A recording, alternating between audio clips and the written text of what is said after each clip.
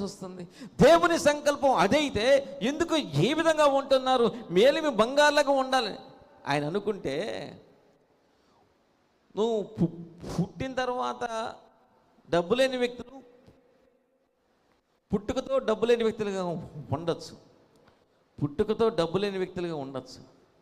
కానీ నీలో నుంచి డబ్బున్న వ్యక్తులు వస్తారు. హల్లెలూయా.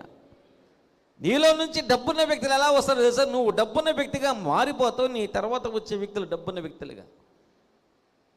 నువ్వు డబ్బు లేని వ్యక్తిగా ఉండి నీ బిడ్డలు కూడా డబ్బు లేని వ్యక్తులుగా ఉంటున్నారంటే నీ భక్తిలో ఎక్కడో తేడా ఉంది, ఎక్కడో తేడా ఉంది.